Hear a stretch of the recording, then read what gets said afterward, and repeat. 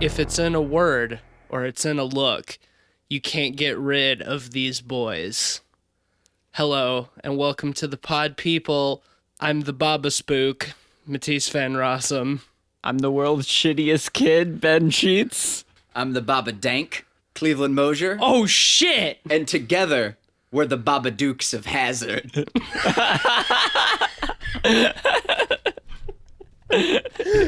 Okay, I wasn't ready for that one. No one ever is. Welcome back to the show. Your favorite scary boys, the late night boys, back at it. And surprise, we're talking about the Babadook tonight. One of my favorite horror films of the last 5 years or so. We're finally diving into this gem of a film. Yeah, it's a very, very good horror movie. It came out in 2014, right? 2014. I would actually say that this was one of the films that kickstarted the so-called golden age of horror films, the horror renaissance that I've been talking about a lot. Same camp as like It Follows, you know. Yeah, like if you look at all of the horror movies that came out like in the years preceding and following this movie, like okay, 2013, like the best horror movie that came out was The Conjuring, which is a legitimately great film, but we can see what that kickstarted. Well, it's funny because I think it kickstarted both the good and the bad in a lot of ways. It kickstarted the popularity in terms of resurgence of horror films, but Yes. it also kickstarted the Conjuring they also, multiverse. right. Episode, yeah. They also decided that they would take The Conjuring and go into fucking Annabelle and The Nun and The Nun Starter. Yeah, like so They refer to it as. So it's a significant film, but it kind of started the worst of the horror films that we're seeing these days. But if you look at like the years following The Conjuring, like in 2014, we've got The Babadook. It Follows hit the festival circuit in 2014. The Witch. The Witch a couple years after, like Goodnight Mommy. There's like so many incredible like high concept horror films, and I feel like that 2014 was like the golden year. That's when that shit really started, and that I think has been growing over the last 4 years or so. So at least for me, the Babadook is always kind of synonymous with the kickstarting of the new horror renaissance. So it's important to me for that reason, because it is a genuinely very well crafted, well thought out, well executed horror film, I think. Yeah, definitely. Oh, yeah, it's definitely not a Baba Dud. God damn it. I don't know where that came from. No, it's not a Baba Dud. This was my like fifth or so time seeing this movie. I remember I studied it in a horror film class I took in college, had to write a paper on it.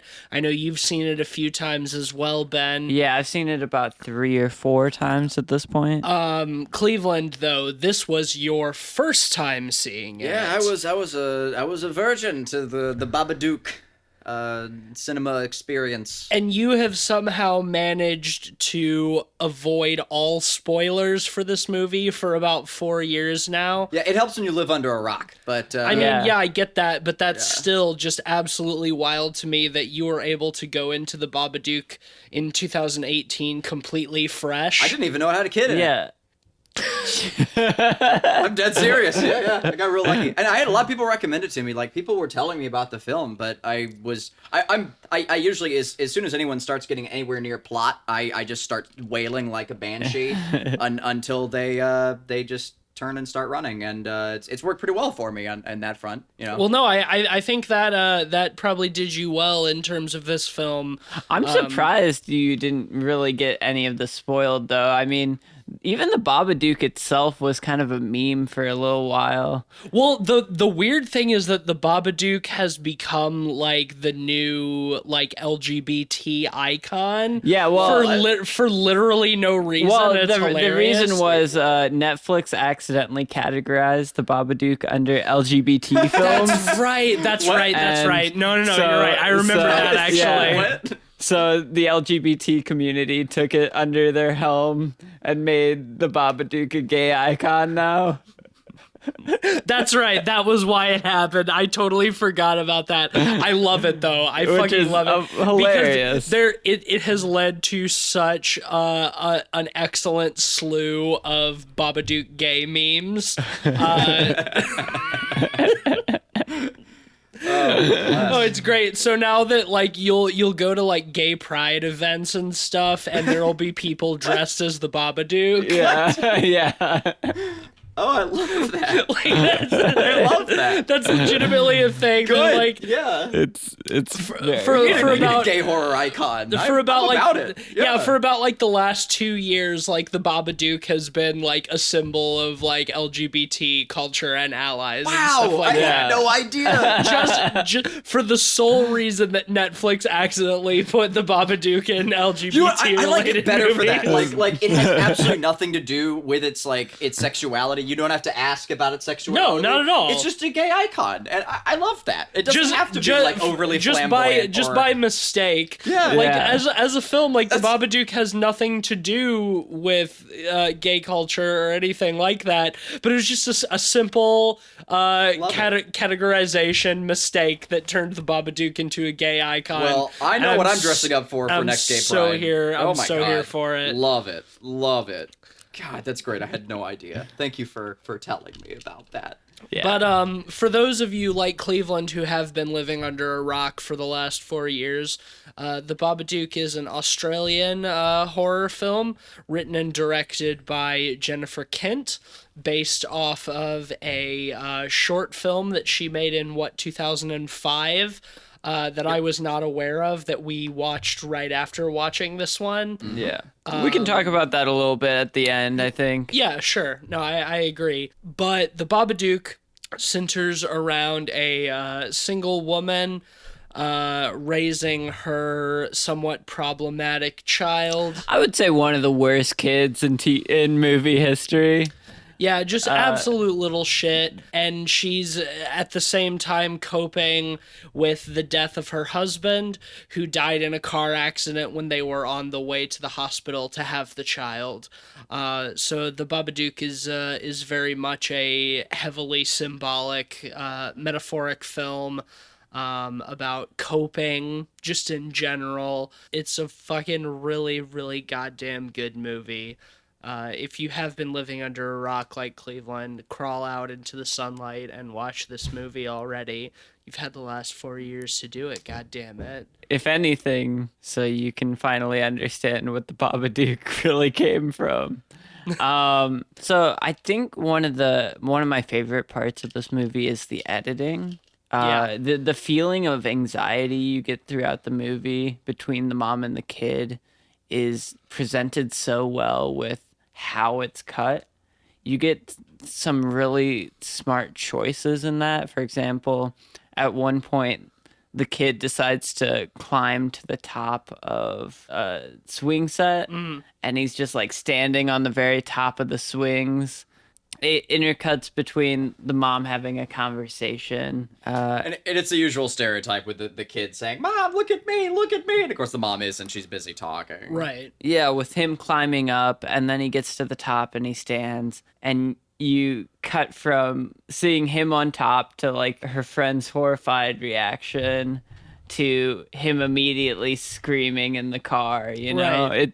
It's just so smartly cut. Well, what I think is really good is because you're not wrong in saying that this kid is absolutely the worst, necessarily so to the plot, but at the same time, it's hard as a viewer to really hate him because, like, yeah, he's a really terrible, problematic child, but you can see that that comes from, like, a much more deep-seated place, and that you can really see that the kid is struggling with behavioral issues and that he is still so devoted to his mother. He's constantly saying, like, I'm going to protect you from monsters, I'm going to keep you safe, we'll protect each other, all of this shit.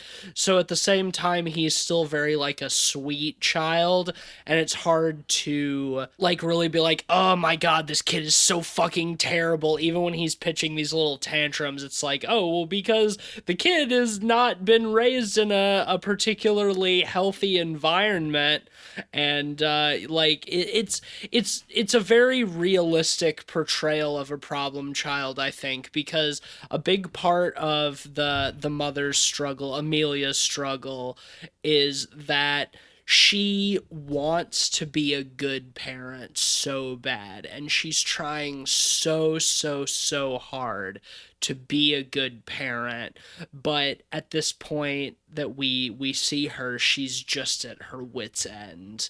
Like, she's breaking down trying to be good, but See, I kind of disagree. I think the kid is very hateable, like, and I think the reason why is the kid kind of works in a way as kind of a reflection of Amelia's grief in a lot of ways, because he was born on the same day that her husband was killed, or, died in the car accident, taking her to the hospital. She kind of sees him as that, well, yes, very hateable thing in a lot of ways. Absolutely, and that is a huge part of her struggle, but she knows, just like we as the audience know, that it wasn't the child's fault that the husband died on the way to the hospital. Which is extremely sympathetic. So it's like Amelia cannot help but associate her child, someone who she's supposed to love unconditionally and is supposed to be like the light of her life, she can't help but associate him with the loss of her husband. Well, it's a shot right before the title sequence where, like, the kid has crawled into bed with her for comfort, and once the kid has fallen asleep, she scoots away from him, and there's that space. Right, exactly. The movie is very much about, like, her separation with her child and how she overcomes that. But like I said, like, yeah, even though the kid is very problematic and at times very dislikable, it's not his fault. No, absolutely, it's not his fault. It's not his fault, and she knows that, and we as the audience know that. But at the same time, like, we see him just being so terrible and so difficult, and she's so, like, starved for rest and for sleep that, like, it's easy to be frustrated with the child, just like she is. But at the same time, it's not like they present him as a character that the audience is like, ooh, that nasty kid, I hate him so much. It's like, I mean, they do present him as, like, an absolute just shit, like, little shit, he's hurting kids, he's, making weapons, but I think at the same time he is definitely sympathetic at the same time. Well, right, and it's because of his own emotional problems that he's doing those things. Like, his bad behavior doesn't come from nowhere, and while it is frustrating and obnoxious, you can still, like, connect with it. Definitely. He's definitely a sympathetic character. Right.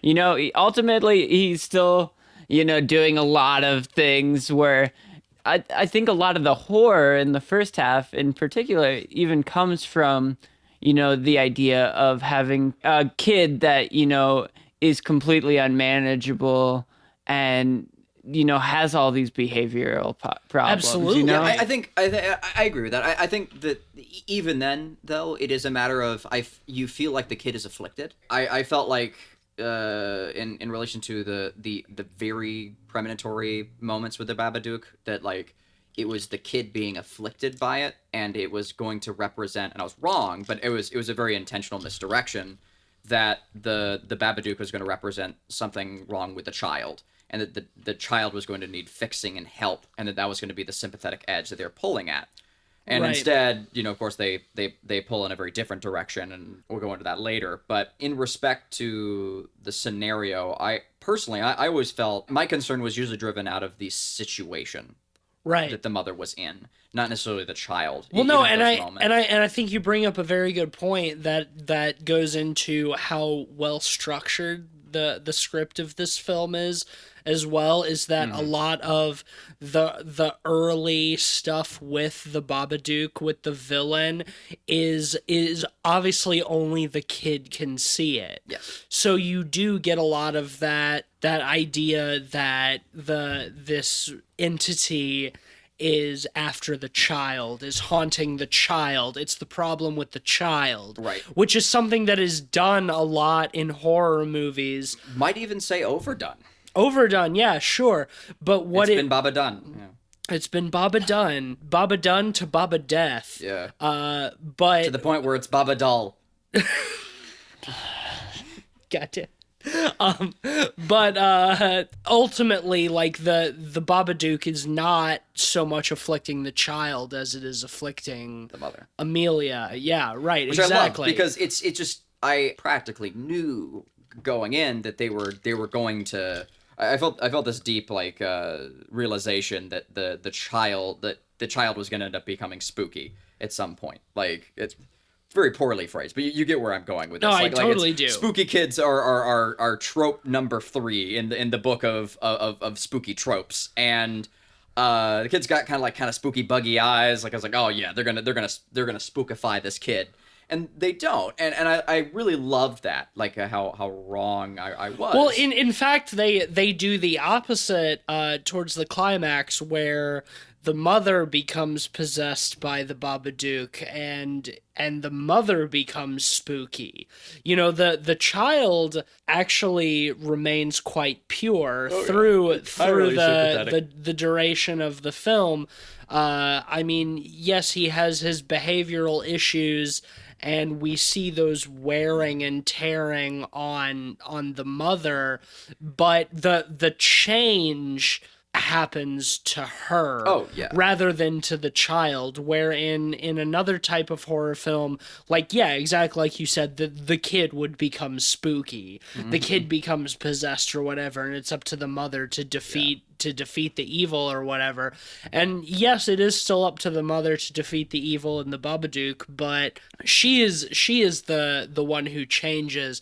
And what I love is that throughout the duration of the film, there's ultimately very little that takes place outside of like the home and the stuff that's happening with the two of them, with the mother and the child. You know, we get some interactions with her friend or her sister, I'm not sure. They call her Auntie Claire. You know, with the kid interacting with the other kid and pushing her out of the treehouse. Yeah, I thought that scene was great. The way they agree. intercut her bit of argument with her cousin, and the kids having the argument in the treehouse, and how it's intercut, so it feels kind of, you can see the juxtaposition between the two arguments, and they feel very similar. Well, and you're also kept very sympathetic between Amelia and Samuel, the little boy, because, well, first of all, the little girl is like berating Samuel. You don't have a dad. You're not good enough to have a dad. All of my friends have a dad, but you don't have a dad. And that's intercut with Amelia talking to her friend or her sister, or whoever that character is. It's never explicitly stated. Oh, your friends pity me. That's the difference. I don't bring up my husband. You can't tell me that I should be getting over it. I never talk about him. I never bring him up.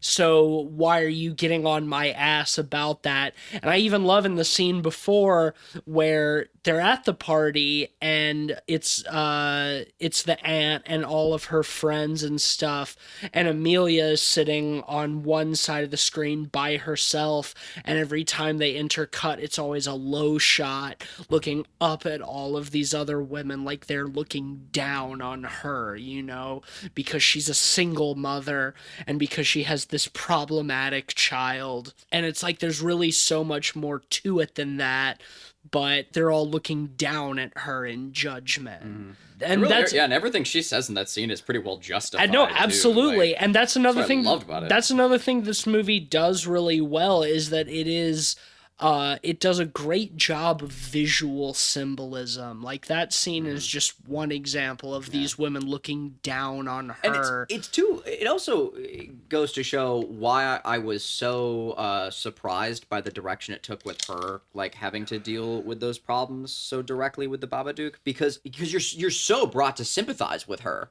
early on, like during that sequence, like all those small moments that she has with like those stress, where she all those early stressful breaks that she has are entirely sympathetic. And, Absolutely. And I. Well, you really do like break with her in those scenes. I would go so far as to say that she is never unsympathetic for a single point in the movie, even when she is possessed by the Babadook and becomes monstrous. It's like it's an acting out of this inner turmoil that she's been dealing with this whole time, and wanting so badly to be a good parent, but just reaching her breaking point with this child who is giving her literally no rest. We see that so many times in the movie with she constantly looks tired, and you see her up late at night, like dealing with the son who's scared of monsters in his closet and stuff like that. And you'll notice that every single time she falls asleep, it does an immediate time lapse to daybreak, so that in the context of the film, her sleep is instantaneous. It's like that. It's like she's asleep for no time. Yeah. Every time she falls asleep, it's always just in a couple of seconds, it's daylight. Yeah. And it really does that exhaustion bit so well. Like when you're so tired and you finally fall asleep and you wake up and it feels like you've been asleep for seconds. Yeah, There's a great, like, I think it's Tom Segura said it in one of his stand-up pieces, where he said, like, as a parent, I could be getting the wrong comic for this, but he said, before you're a parent, you have time, but then when you're a parent, you only get moments. Right. And it's a good example. Oh, this water's nice. You know, like you get a moment. Yeah. Well, that's why I think this film is excellently crafted in a lot of ways, with the editing especially, because the editing puts us into her shoes in a lot of ways. Right. It's entirely from her perspective. 100%. And the fact that we have almost every scene in the movie with her in it plays a big factor in that. And, you know, the way the son is portrayed plays into that in a lot of ways, I think, you know? Like, I think they almost exaggerate some of his behavioral problems to make us view that from her point of view, you know? Yeah, I agree. I agree. To some extent, I think largely, like, the majority of the things I saw the kid do were things that I saw other kids do as a child. Like I saw other children partake in. It seemed like fairly regular behavior. Well, for sure, it's like, not unrealistic, but the fact that she's dealing with it by herself, and also like has to go to work and like make a living to be able to support herself and her child, and then she comes home. I'm in no way underplaying that. I'm just saying, no, like, for sure. No, I get realism. exactly what you're saying, but also like we see early on that the kid is kicked out of school because of his behavioral problems. So then on top of having to go to work, she has to find somebody every day to take care of him, and she sends him over to the aunt's house, and he starts talking about the Babadook, and it scares the little girl and the aunt, and so at a certain point she even has to call into work and fake that she's sick because she has nobody to take care of her kid, and she just has to stay home and deal with this problematic child while all of this like pseudo supernatural stuff is happening that's just continually wearing on her psyche and just like driving her farther down into the dirt. Yeah, 100%. And I think putting so much focus on a lot of the kids' misbehavior emphasizes that feeling in Absolutely. the movie really excellently. Absolutely. Well, because, like, yeah, it really does a great job of putting you in her shoes. Like, you know that the kid's not really at fault for the stuff that he's doing, but at the same time, he is so just, like, tempestuously obnoxious and problematic that, like, you absolutely feel sympathy towards her for having to deal with that. Like, he's such a problem child, and it's really, really not his fault. You get the impression that she is trying so hard to be a good parent.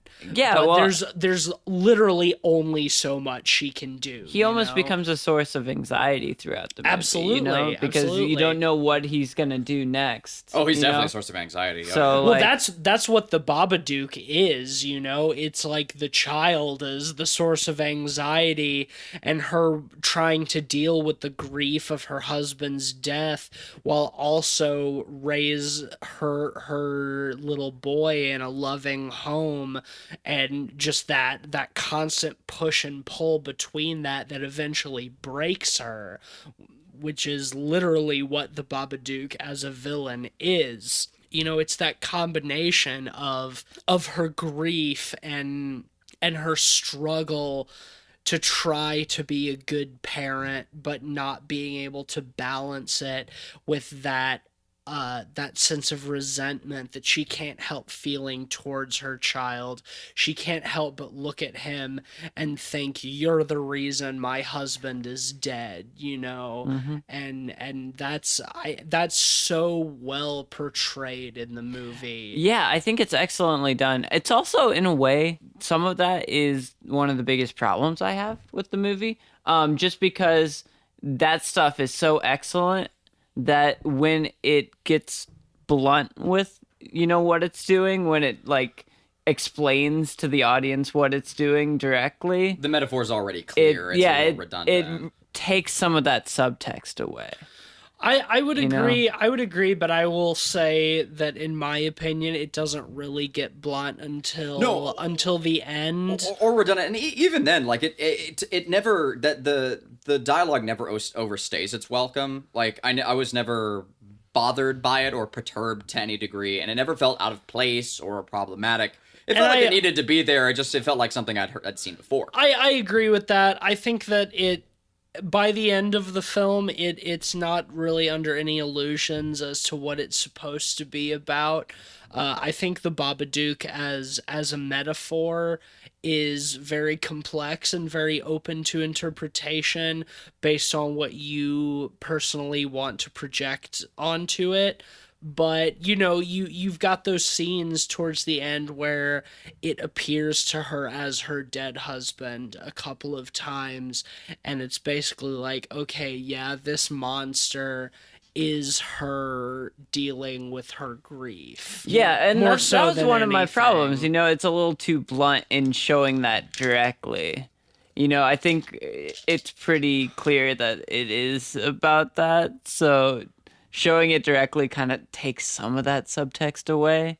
You know, I think the execution is still well done.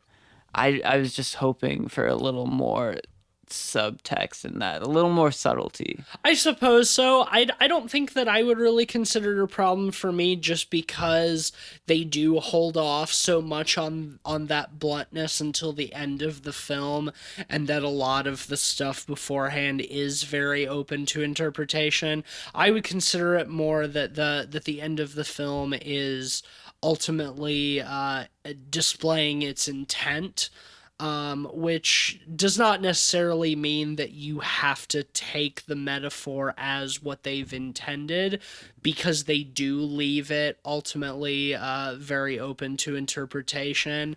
But I think the last act of the film, the last 20 or 30 minutes, is very much so the filmmaker Jennifer Kent and the other people who worked on the film being like, well, this is what the film is really about. Here's what we're trying to say, and yes, it is blunt, but it's executed so well and in a way that I think is so seamless with the rest of the film that it doesn't necessarily hurt leaving certain things open to interpretation if you want them to be. Well, yeah, like I said, the execution is really strong throughout, you know? My problem is it lays its cards on the table. I think a lot of the film explains a lot of that anyways. I mean, yeah, it does lay its cards on the table, but for me, what it feels like is, if we're using the metaphor of a poker game and laying your cards on the table, it's like the end of a hand when it's like, okay, here's what I got. Best me, you know? So it is really trumping the ideas that you might have had up till this point, but it waits to do that until the end of the film, so that it doesn't feel like the entire movie is beating you over the head with a specific message. It's like, I mean, they do stick to the same idea throughout. Yes, they do, but throughout it's much more subtle. Yeah, you don't realize like the Babadook is tied into that so directly. I felt like, even by the moment like the book is put down on the table, like that the scenario with her and her child was an event to give me greater sympathy into these characters, so that when they were afflicted by the haunting of this monster, that I would relate with them more. And I thought it was functioning almost in a B system, or if it did, it was just the creature was going to utilize that as a mechanism. The creature wasn't going to be the mechanism. That's where I was sort of surprised by that, and where I think that I didn't mind them playing their hand out at the end, especially since whether the monster is, quote, real or not is still left ambiguous. And I did appreciate that. See, maybe it's just because I've seen this movie multiple times, but I especially in this one, I always saw the Babadook as a narrative device to further the ideas of losing. Well, yeah, I mean, after watching the movie, but during. Okay, it's interesting hearing your opinion, since this is the first time you've seen it, so you're coming in fresh. You know what? It's at the beginning of the film that there is nothing to tie the Babadook directly with that event. It is, you know.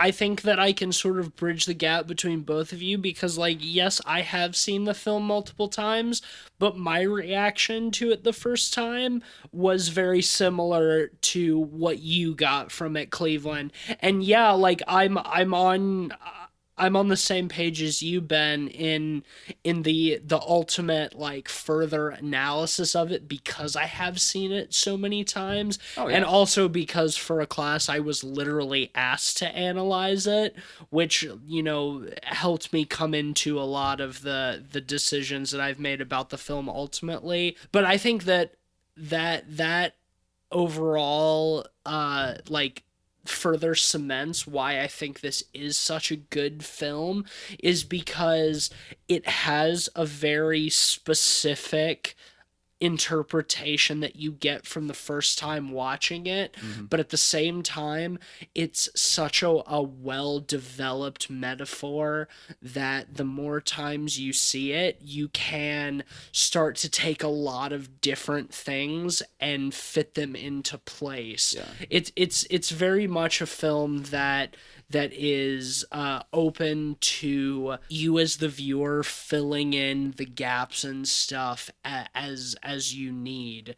I know we were talking about before this how you could also view the Babadook as a metaphor for perhaps something like drug addiction that we were talking about, and the way that it affects Amelia and sort of the idiosyncrasies that it bestows upon Yeah, you her. get like the bugs crawling all over her through the walls.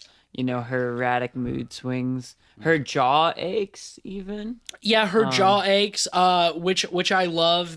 We see her constantly throughout the film, like her rubbing her jaw, like she's got a problem with it. And then later, when she's fully possessed and she's going berserk, she reaches into her mouth and she rips out the bad tooth that's been giving her Yeah. problems for the whole movie. You know, and that's sort of like, oh, the kid is my problem. The kid is the bad tooth that's been bothering me. I'm gonna rip it out. No, I'm gonna go kill the kid. Yeah, because she know? only rubs her tooth when the kid's bothering her. Which Yeah, is great. exactly, Yeah. exactly. Which is There's really cool. and there is so much of that Yeah. subtlety. And again, Yeah. like, and it's definitely like the beauty of its simplicity, that you can sort of like put whatever metaphor you want over the Babadook. I was very surprised that this film wasn't more mythos based. Also, that was another. I guess I was sort of another reason I might have missed anything early that was like directly tied the Babadook in with her PTSD. Because I was just sort of primed to think, oh, Babadook, Baba Yaga, and I was thinking it was going to have like some sort of like Slavic, like folklore relevance, and I think in its symbolism it does, which is neat. He is sort of like a Duke witch character, like A child snatcher. Yeah. And so like he's still just playing to that, but it's sort of the film's own interpretation of I'm that mythos. really- It's sort of been urbanized. I'm really glad that they don't go into that too Oh, yeah, much, me too, me just too. because it allows people to bring their own into Well, right, it much because it's more, been yeah. urbanized. Because yeah. well, and also because ultimately Babadook is a nonsense word that you prescribe to a certain feeling or a certain thing. You know, the Babadook as a concept is very nebulous, and the movie ensures that stays consistent. It never tries to explain the Babadook or give you that Sinister-esque info dump where they explain what the Babadook A Baba is, dump, and if you would. a Baba dump. God damn it. But no, it is always this very nebulous concept that you can prescribe whatever you want to it. And that's why, like, when she finds the book and she's first reading it to him, and that first line in the book, if it's in a word or it's in a look, you can't get rid of the Babadook. Like, that's so perfectly encapsulating literally any kind of trauma or anything that you want to associate with the Babadook. Oh, it's so Baba dubious. Dubious. Well, yeah, I definitely agree that it's very interpretive, but the thing I like about it is it's very clear. I don't think it's all that ambiguous. Oh no, like this movie think- has a very like a very accessible bar, like to reach. Like I think that you don't need like a deep like background in literature or understanding to appreciate anything about this movie. I think that like from any, you can approach it from just about any angle, I think, and For sure. enjoy this movie.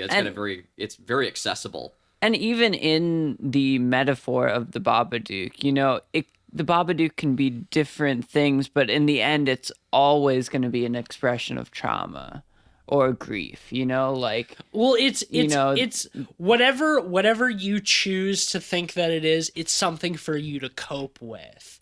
Primarily. Yeah, Whether coping that's- is a good word for it. Whether that's grief or depression, or if you want to look at it as drug addiction or whatever, regardless, it's coping. It's something dark and evil that's hanging over you that you have to figure out how to shake, which is literally what the climax of the film is about. Like, even in the storybook that she's looking for, when the Babadook sheds its disguise, it's just this huge shadow with its arms outstretched. It's something that's looming over you, you know? Something that's presence that you can't ignore.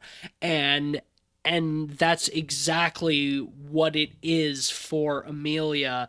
Is in the case of the literal narrative of the film, it's that looming grief of her husband's death and learning how to not see her child as an association with that grief and dealing with it. You see all throughout the movie, she's constantly watching stuff on TV. She sees romantic scenes of people kissing. There's the scene where she's in her car and she sees the couple in the parking garage like making out. It's like she's so craving that human intimacy and that connection. Oh, right, because there's the part with the vibrator. I forgot about that. Right. Well, yeah, there's the part where she's masturbating with the vibrator, and before she can finish, her kid comes into the room. Yep. She can't even associate her own sexuality without the child. Well, and the first thing he mentions is the Babadook too, you know? Right. It's as soon as grief. Right, you know? As soon as he comes into the room, he's immediately talking about the Babadook. It's something you cannot get rid of, just like the book says. And even in the climax, you know, when she finally decides to take a stand, and she literally defeats the Babadook by screaming her defiance at it, you know, but it isn't destroyed, it doesn't go away, it retreats into her basement. Yep. You know, it's something that's locked away, and then we see in the final scene but still, with her, but still present, with her going and feeding it a bowl of worms. Still needing to be tended to, still because needing, that's how depression works. Exactly. She learns to manage it, you know? Exactly. She learns to manage it. She tucks it away, and after she feeds it, she comes back up, and the kid says, "How is it today?" And she says, "Oh, you know, it's quiet today." So, which is just like with depression or trauma or something like that. You have some days where it's very manageable and you can just kind of tuck it back where it goes, and then there's some days where it sort of takes over you and rears its ugly head. And that's why I think that I love that the Babadook is never too heavily explained to the viewer, because it is extremely symbolic. Well, yes, that's the thing. It's definitely explained, but it always stays a metaphor. Right. You know, it's exactly. never a literal thing, which I really like. Yeah, they never cross That's that the line. biggest thing. They don't explain like, oh, the Babadook was this. They don't go into the mythos, I guess you could say. Well, yeah, exactly. You know? Like you mentioned, Cleveland. Yeah, they never go into mythos or like, oh, the Babadook is a demon. Oh yeah, which would have immediately taken any power or fear away from it. When you read its book, it comes and it haunts you, and you can only do such and such. You have to sacrifice your only child to get rid of it. No, it's never that. You know, it's even something that at the end that we see she has learned to cope, but it's not gone. It's always there, and it's always something that she's gonna have to deal with. If this was a Jason Blum movie, we would have gotten an exorcism in the third act. No, you're absolutely right, though. Like, I know that's a joke, but you're 100% correct. When she gets tied up, they would have just brought a priest in. Right, sprinkle some holy water on her or whatever. Which, speaking of that exorcism moment, like in the third act, was excellent. Like where like she does sort of exorcise the Babadook, like with the black oil out of her mouth. She vomits up the black fluid. Because like the sequence where like the kid knocks, like Home Alones her basically and knocks her out, and she wakes up like tied down. Like I was just cheering during that moment. Right. Like, I was just so, like, for the movie, because, like, they just made so many of the right calls at that point, where, like, the kid just kept doing the right thing. Well, right, and then the whole also movie, the kid's doing the right thing. Also, in that moment, you know, she frees herself from the bonds and she starts strangling her kid, and all he does is, like, reach out and touch her face, and that's, like, the catalyzing moment where she rejects the influence of the Babadook and she rolls over and she vomits up the black fluid. You know, she's expunging this monster from herself because she's decided that her love for her child is stronger than the resentment that the Babadook has been making her feel. One very minor nitpick about that section was the kid when she was possessed by the Babadook and freaking out and stuff. The kid stabs the mom with a knife. Stabs her in the leg. The leg. Oh, I loved that. And then it's just never mentioned again, and she's totally fine. Well, I mean, it kind of is when she, after the whole ordeal, when she comes to pick up the kid from the neighbors, you know, she's limping. But she in says the moment, she is just totally fine. She's like running on it, like soon after. Because she's still under the influence of the monster. She's possessed by a supernatural which makes the monster force. scarier. I know. My favorite part about that is when the kid stabs her, immediately says "Sorry, Mom" and runs away. Yeah. like even then the kid is like really sympathetic, and because he was doing it out of self-defense, and even then he's like, "I'm sorry, Mom, look at me too." Right. Like it is almost comical, like intentionally, and I did love that about. Well, it's part of that shit. Scene, While it's like why it's hard to truly like deep down hate the kid, because like he's still a good kid. He's got his problems, but he definitely becomes more likable as things get more drastic, and you realize the Babadook feels more real. As it feels more real, you start, empathizing with the kid more. Oh yeah. Oh, I mean, like even like about halfway into the film, when you sort of realize that like he's been crafting all these weapons and stuff, and he's been kind of getting up to all these hijinks so he can defend his mom from the Babadook. Even then, like those acts, become like internally justified. Well, it's like, the frustration that you feel with him is supposed to mirror the frustration that she feels.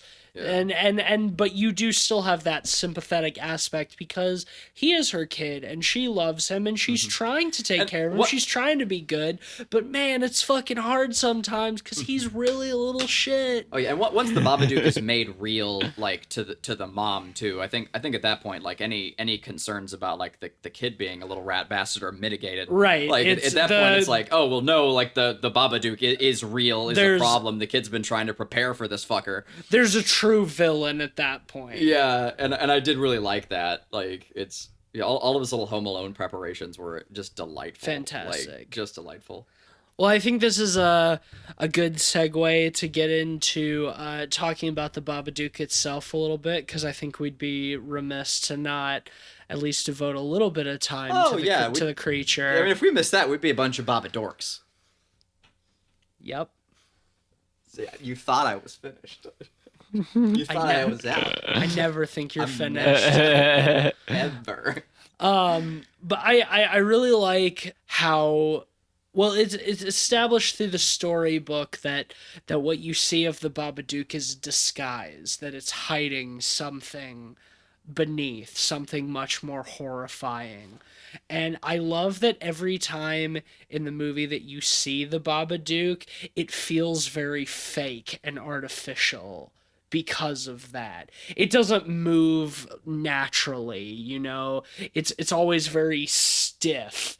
It looks like something that's completely not real, but it gives you that impression that there's something beneath that, Yeah, it was. I think we'd be remiss without mentioning the brothers Quay as a source of influence for this film. Especially with the book. For the storybook, very much. The creature book, design as well. Like a lot of the creatures and monsters that the brothers Quay have put on in their exhibits and such.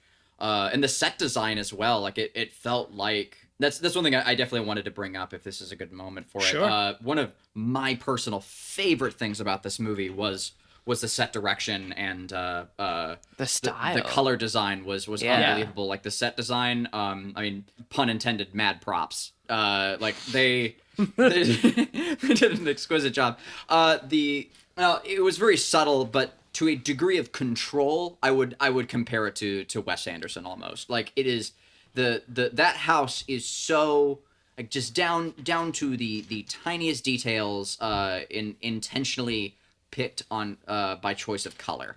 Like it's blues and grays exclusively, and it's gorgeous. And there's a scene too where she Well, Amelia's always wearing pink as well. Yes. Yeah. And there's a lot of like shocks of red. Like the Babadook book is red, and the couch cushions are red, and sometimes the kid is wearing like a red even sweater. then, like, you know, all of the key points of color are very like washed out and desaturated. Like the blues and the reds are like deeper, like maroons and crimsons, and the blues are all like, you know, much more like. That's a big thing about it, because it has a very strict color palette, but because it's not vibrant, it never feels quirky. No, it never feels overplayed or done. It's just masterful. Well, and, it does. There's a sequence too where she goes to the police office, and I love that shot because like the shot of the police officer behind the desk, because his entire suit and his glasses, his haircut, the file cabinets behind him, the ceiling,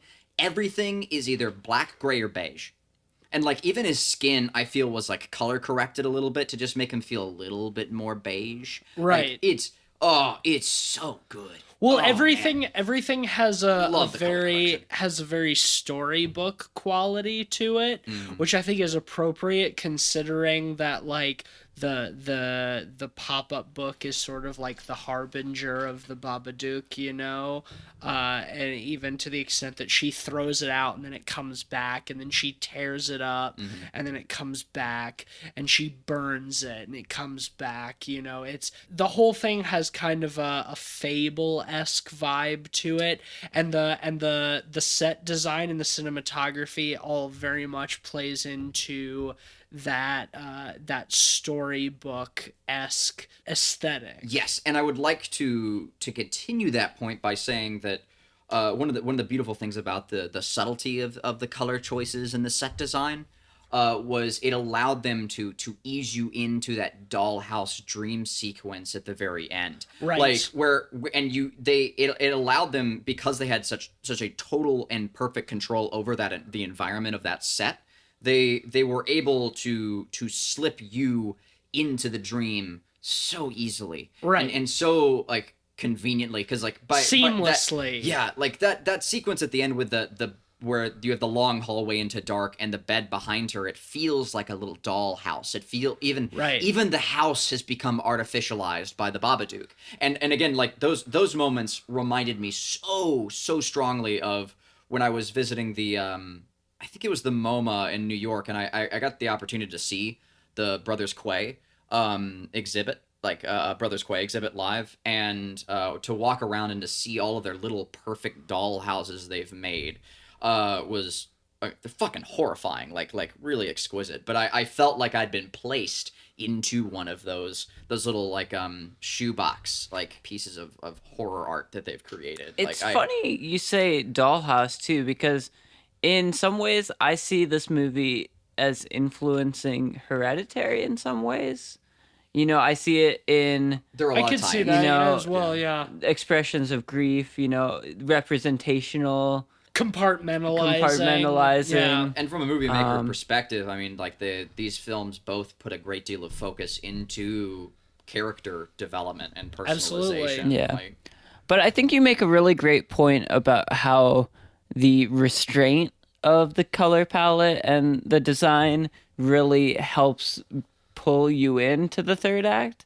And I think that works equally as well with the restraint in showing the Babadook. Oh, yes, you know, absolutely. We don't really see the Babadook itself until it really escalates. Well, and also even then, you still never really see it. It's always this very dark, nebulous concept of evil, because I think the Babadook as an entity is so specific to whoever it is haunting that it doesn't really have a true form.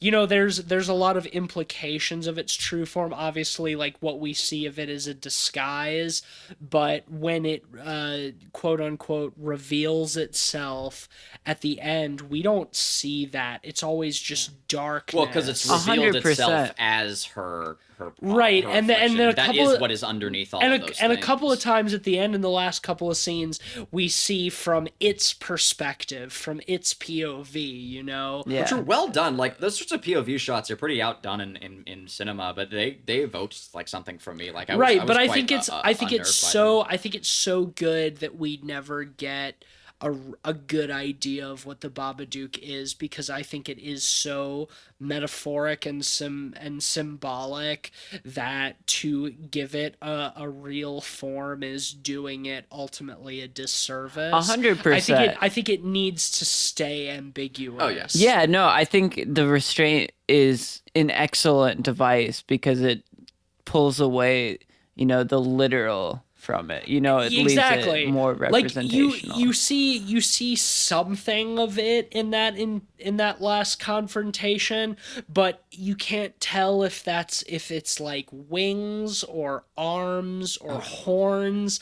There's something protruding from the darkness, but it's not something that's recognizable. And I think that is so perfect. And even at the very end when she goes back to feed it, we see its POV of it lunging at her, and she almost falls over backwards, and she's like flailing her arms, but she regains her balance, and then we see that the bowl of worms is just sucked into the darkness, and that's her putting it away. It almost overwhelms her, but no, she's not letting that trauma get at her today. And even in like the fact that she makes the conscious choice to go and deal with it herself, right, and to not let it affect the world around her. She even has her kid wait outside. Well, yeah, the kid asks, "Will I ever be able to see it?" And she says, "Someday when you're older." Yeah. Exactly. Like he's 6, he's about to turn 7 years old. That's not something for him as a child to deal with, her trauma and her grief. That's something that he'll come to understand later when he gets older and becomes an adult. But for now, that's her burden to bear, and she deals with it as such. Mm-hmm. And yeah, that just further goes to how well written this film is, and how just like masterfully executed the whole thing is, because there's so many points when they could have fallen into generic tropey pitfalls, and they didn't. Yep. Which is one of the things that I respect a lot about the Babadook. Oh yeah, and even times where they do execute like something that could be considered a trope, it's done so well that I never have any qualms with it. Well, and you also see a lot of her. You see a lot of her watching TV, and there's a lot of these like really old like 30s and 40s era like horror movies on TV. These very tropey things. Oh yeah, they pick from pretty much every era of cinema. To display. I mean, you have like a Lumiere brothers like sort of style. Exactly. Like silent film. Yeah. Exactly. There's a number of sequences, all of which they kind of hide the Babadook in, but it never overstays its welcome. Like during those sequences, like it's really well done. Speaking of TV, I thought one of the most excellent sequences of the movie was when she turns the channel to like a news report. Oh yeah, talking about glad you brought that up. A mother stabbing her now 7-year-old son and then killing herself, and then in a single shot you see from a distance someone smiling at her through the window, and then we get a close-up and see it's actually her. Yeah, no, I thought that was really good. The way that they have like the Babadook get into her head is so excellent, and I think it works so well for it as a monster and as a villain, because it is very much about being in your own head. The fact that it's not acting externally upon her, but is like twisting her perception and stuff is so well done, which they then escalate with having her dead husband appear to her And, you know, in that one scene, he keeps saying, bring me the boy, and his voice is distorted. And it's a callback to when she's in the principal's office at the beginning of the movie, and she says to the teacher and the principal, like, stop calling him the boy, his name is Samuel. And then she says the same thing to this evil incarnation of her husband, like, his name is Samuel, stop calling him the boy, he's not a thing, he's a person. Which I think is so excellent with her struggle between seeing him, the kid, as like a frustration, and also being like, no, this is my child, this is my son, this is you know, someone that I have made. I think all of that it does such an excellent job of making all of the characters sympathetic and believable, and not making anybody like a true villain. You know, like the grief, the trauma is the villain, and it never gives you any reason to think otherwise. It's one of the things I like so much about this movie. Oh yeah, most definitely. Before we rate this, let's talk for just a minute about the short film Oh yeah, that that's the a good Babadook was idea. based on. So Monster. Babadook came out in 2014. It is based on a short film that Jennifer Kent put out in 2005 called Monster. Which I had never seen before. I honestly didn't even realize that this film was an expansion of a short film that she did about a decade prior. I was also surprised to learn that it was not a student film, because it gave me very student film vibes. It's very low budget. Extremely. Looked like it was Black and shot. white. Looked like it was shot on 16 millimeter. It gave me flashbacks to being a film student and doing student film projects. But it's a very simplified idea of what she expanded on in this film, and I would say that the growth between Monster and the Babadook is profound. Yeah. I Again, she had about a decade. I think it's really interesting watching Monster, because the Babadook takes a lot of the ideas she was going at Right. with that, You can and see the expands influence, on yeah. it. Yeah. Oh, almost I shot think, for shot in time. Yeah, and I think especially like with the scene where she's confronting, you know, the monster and yelling at it is almost shot for shot the exact same as the some of the same Babadook. dialogue. Yeah, was she reused. screams it into subservience and then puts it in a closet. But you even see some of the same stylistic things too. Like after that, when, you know, she goes to bed and it does the time lapse of, you know, from sleeping until dawn, when the light comes in through the window. That's stuff that you see expanded on in the feature length film. And you know, I think it's pretty fucking cool that she was able to take something that she did almost 10 years before and be like, I'm gonna do this concept justice, because I think she really does, because I think there's interesting ideas in Monster, but overall it's very, very underdeveloped and kind of weak. Yeah, I'm very glad, because before we watched, we were a little unsure which one that I should be subjected to first, because Right. Ben and Teese had not seen Monster yet, and so we decided, let's watch Babadook first, and then we'll come back for Monster, and I'll watch it, you know, fresh. And I'm so glad. I am so glad that I didn't think that see was the Monster right thing to first, do. because Yeah. first off, because it kind of gives away a large portion of moments and sequences, and would have told me all of the core themes of the film beforehand, instead of going into it fresh. But also, I think it would have taken a little bit away from the horror and fear of the Babadook, because you clearly see it in Monster. And it looks see the kinda monster for goofy. what It does look goofy, Oh, and yeah. that you know, I think a lot of that is Like, the low budget. under You know- I was saying during it, like under all of the face paint for the guy that they cast for the monster, you can tell he's still a fairly like attractive, handsome dude, and Yeah, like, it's he's like got like sexy- a well cut jawline, Sexy Babadook. yeah, and he's wearing like a black wig and stuff. And I was saying like, oh god, I'm half expecting him to pull out like a glass orb and start singing about the babe with the power, you know? Like, Right, yeah, it's labyrinth-esque. Yeah, David Bowie It's the nonsense, real yeah. gay icon, Babadook. That's right. The true sexy Babadook. Yeah, No, well, and I think Baba Daddy. I think the tough part about, looking at Monster, especially right after Babadook, is I think Monster would stand on its own pretty well, but given the context of what it's become, as the Babadook, Sure.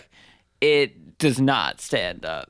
Yeah, but at the same time, I think that watching it after Babadook is the right move, because I think even though it doesn't quite stand up to the feature length adaptation, it shows a lot of where the ideas for the Babadook came from, and that's cool. And it's a cool comparison. It's I the think. sketch before the painting. Like, there's a lot wrong in the sketch, like that the artist hasn't fixed yet. Sure. Like the nose is a little too big. Like the proportions are a little off here and there. But once they take it and they transfer it to paint and they finalize the piece and they have the time to work out those kinks in oil, like it's an entirely different piece. But it's still really cool to see the sketch.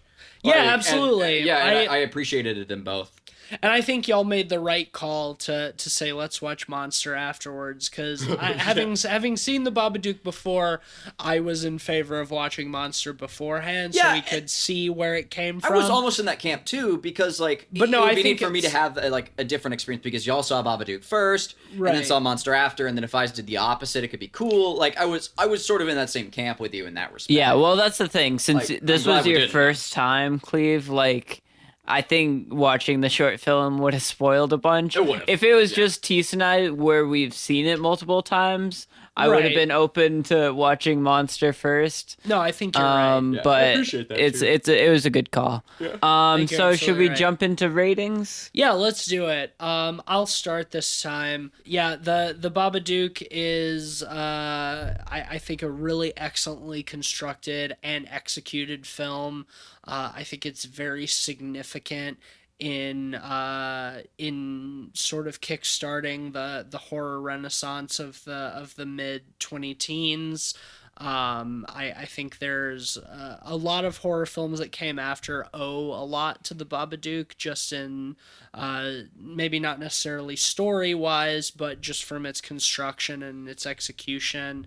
It's a film that I have a massive appreciation for, having been able to analyze it in depth several times. I'm a big fan. I think honestly, the Babadook is a five out of 5 pod film for me. Pretty damn perfect. Yeah. Let me think about my. Oh, jeez. Do you want me to come back to you? Hold on one second. Guys, I'm getting kind of lightheaded. I'm getting pretty hungry. I think. Do you think it'd be alright if we got a snack? Maybe some seafood. Like I could go for some shrimp. Yo, you guys want to go to Baba Gump, get some shrimp? And now a word from our sponsor. Baba Gump. Life is like a box of chocolates. It's got some chocolates in it and some Babadooks. I thought life was like a box of scrimps. Yep. It's also that. Buy our shrimp. Baba Gump shrimp.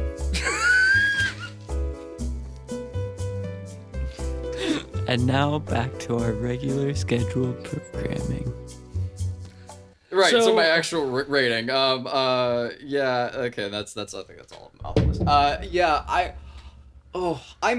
I'm really torn between 4.5 and just 5 out of 5.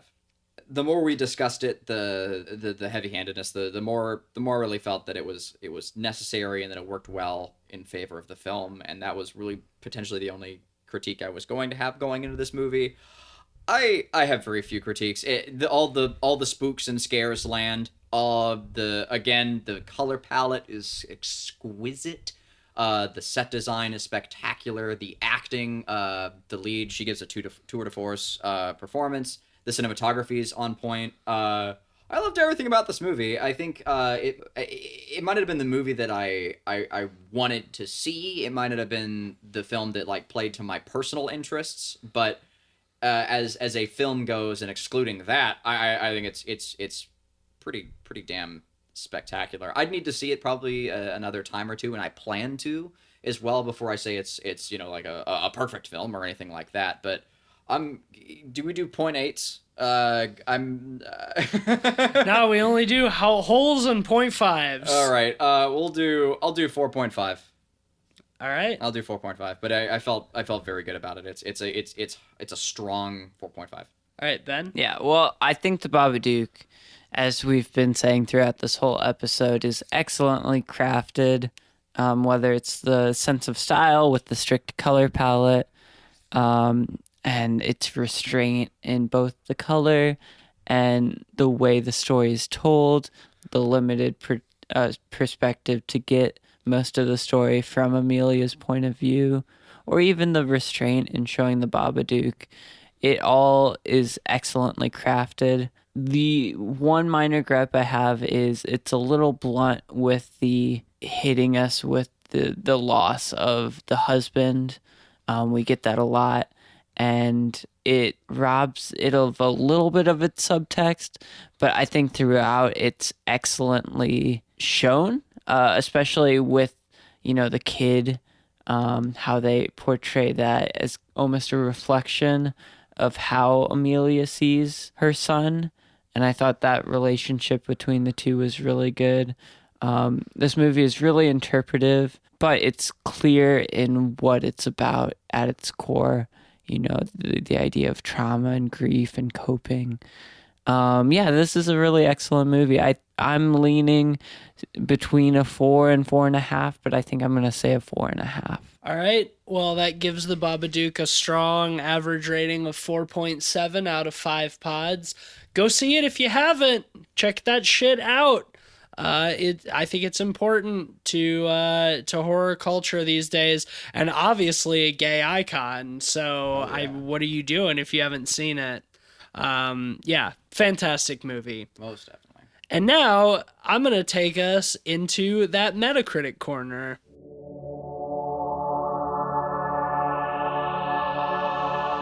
You freaking bricks! When will you learn?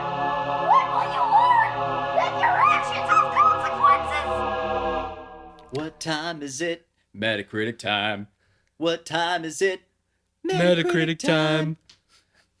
And this week, our Metacritic corner is brought to us by Metacritic user Rage in Black. Rage in Black. Here we go. I'm not exaggerating one bit when I say this is one of the worst movies I've ever seen in my entire life. Love this segment. And I watched horror movies for 30 years. But this one is so bad that I seriously felt the urge to gouge my eyes out. I mean, really? How on earth did anyone think that two such atrociously unlikable and annoying characters with a laughably ridiculous-looking monster and a mediocre story would ever make a good movie? The whole movie is a pain to watch from start to finish. Every minute is atrocious. There's absolutely nothing good about it except the nicely crafted book. And the overall visual atmosphere of the house and its surroundings, and that couple of seconds of CGI monster at the end. Wait, was there any CGI monster? No. Yeah, it was all real. It was all live effects. I honestly can't remember where was the last time I watched a movie to end so bad. I was seriously tempted to turn it off many, many times, but due to all the hype surrounding it, I was determined to keep going till the end. To keep torturing myself. I wish I hadn't. I'm just imagining this 40-year-old dude sitting alone in his room. I'm also wondering, just fuming. Oh, I know. Fuming while watching this. I think that the funniest thing we I could do hate also this movie. is also stick it out and torture ourselves through this guy's review and finish it. Oh, we're gonna do it. I'm not even halfway through yet. Oh, hell yeah. Bring it on. I'll stick through. I will. A waste of time and nerves, and with such a mediocre story and no redeeming factor whatsoever. Also, I didn't find the kid to be a good actor at the least. Besides being so unbearably annoying, his scenes look forced and pushed. Like, in my mind, I could almost see the crew telling him what to do in the background, and him listening to them and suddenly executing the orders on the spot. It was really that bad. I mean, in fairness, he is one of the most annoying kids I've ever seen. I mean, in a movie. purposely, though. But yes, it's absolutely The purposeful. kid's a phenomenal actor. Yeah. The mother was a better actress, but not very likable and also quite annoying. The scene where the Babadook was shown flying off the ceiling with the stop motion effect was simply awful. That's But like what- my favorite part of the movie. But what hurts me even more about the whole thing is that I'm watching the whole world gone insane before my very eyes, praising this movie like possessed. Like, I keep seeing this boring, annoying little movie on top of the best horror movie charts of the year, and even of all time. And here on Metacritic, it has a higher rating than Alien. Can you even imagine? This little mess of a movie has a higher rating than The Host, Carrie, Get Out, The Witch, Drag Me to Hell, Alien, Sweeney Todd, A Quiet Place, just to name a few One movies. of these is not like the others. One of these is not like the others. Sweeney Todd. Yeah.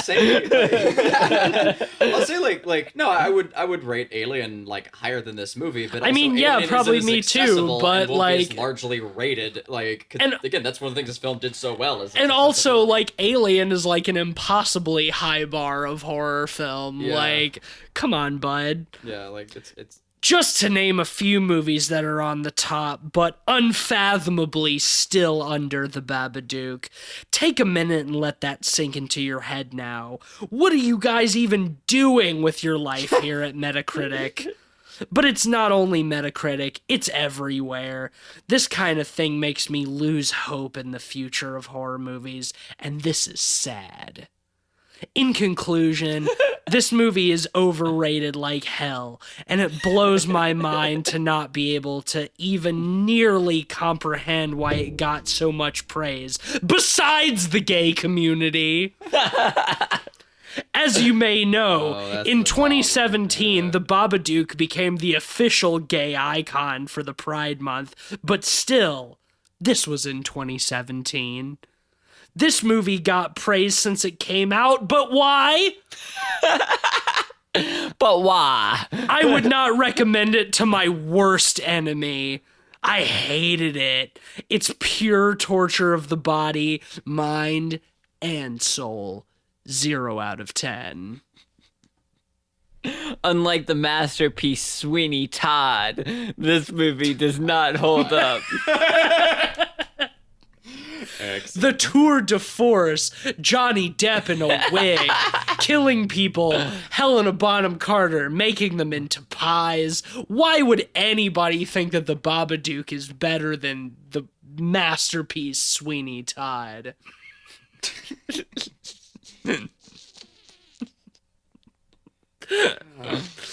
This angry person guy at the top obviously right this person obviously has those brain worms though. Like, something's been eating out the inside of his skull for a long time. I'm sorry, Ragin' Black. Like, if you really give the Babadook a 0 out of 10, if you hate it that much, like, honestly, you're just depriving yourself. Can I say as a sidebar, I'm very glad we didn't cover Sweeney Todd on our horror musical episode. Oh my god, fuck no. Who do I you don't think I we could are? sit through that whole movie. No, I would have difficulty with that for sure. But that'll take us to the end of this week's Metacritic Corner. What time was it? Metacritic Corner. What time was it? Metacritic Corner. When will you learn that your actions have consequences? That'll bring us to the end of this week's episode of The Pod People. Thank you, as always, for listening. If you like this dank show, leave us a dank rating and review on Apple Babadank Podcasts. rating. Baba Dank. Give us those Baba doodads Yeah. Baba, do it. right in our sweet ear holes. If you want to follow us on social media, you can. We're on Twitter at PodPeoplePod. You can follow us on Letterboxd as well, letterboxd.com/PodPeoplePod. That's where all of the films that we've talked about on the show are, along with our ratings and links to those episodes. So get on that shit if you're a new listener. You can follow me on Twitter at Mr. Van Awesome. There's been some drunk tweets lately. Lots of pictures of my cat. You know, get in on that shit. My cat's cute. You know, you think that you've seen cute animals, but not until you follow me on Twitter. As a professional aesthetician, as someone who designs beautiful imagery for a living, I can vouch. That's a cute cat. It's a cute cat. It's a damn cute cat. Yep. Yeah, you can follow me on Twitter at Mr. Sheets.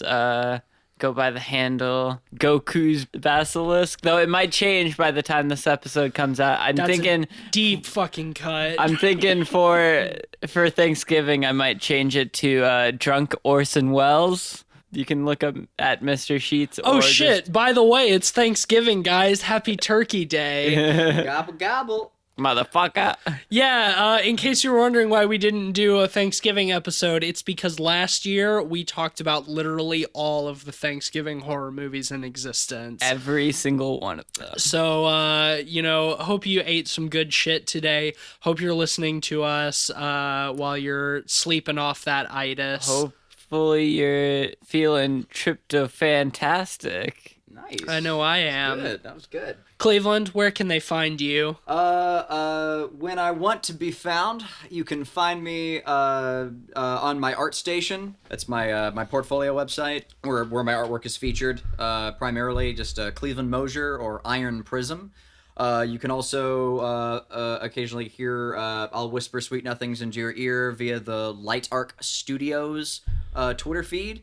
But pretty rarely for the most part. Hopefully we'll be picking that up again pretty soon with the demo and release for It Stares Back, which is I guess the biggest thing I can really do a shout out for is the project we're all working on, the video game soon to be masterpiece horror strategy game, It Stares Back. So Hell yeah, check that out. We're also on YouTube. You can see some videos of Cleveland's artwork. Cleveland, if they're looking for you on ArtStation, how do you spell your last name? Oh, thank you. Yeah. Cleveland, like the city. Mosier, Mosher. I guess not actually phonetically, but for the sake of convenience, I'll say phonetically Mosher. Is how you'd think of it. But yeah, I got to be all pretentious and shit and go with Mosier. Gotta go with the name you were given with. That's right. Look that shit up to see some good artwork. Yeah. Lots of stuff from our game. Yeah, it's some really great stuff. I also want to mention a quick shout out to SoundCloud. They were the real MVPs over the last couple weeks. They auto-renewed our pro subscription without any sort of notice. So I woke up one day to a surprise $60-some transaction in my account. So I wasn't really happy about that, but I got in touch with their support team on Twitter. After screaming at them on social media for a while, finally got their attention. And they got me a refund, which they say on their website they don't do. So I'm glad they made an exception. Thank you, SoundCloud, for doing the right thing. Yeah, I'm not going to call you Shit Cloud on the podcast. I'll call you by your proper name. Yeah. I promise. You've still got a lot of sound clout with us. Well, kind of. We're not using your service anymore because you make it hard for podcasts to be on SoundCloud, but whatever. Oh, sorry, I wasn't sound clued into that. Whatever. Now you just look like a sound clown. God damn it. Well, thank you as always for listening. Check back with us next week for another review of something spooky, probably. We'll be back with you, and we can't wait to see you and kiss those sweet ears of yours with our delectable honey sweet voices. Let me just get a little nibble. Let me just nibble a little bit. And until next time, if you got problems, shove them in the basement and feed them worms. Okay? Bye. Bye. Bye.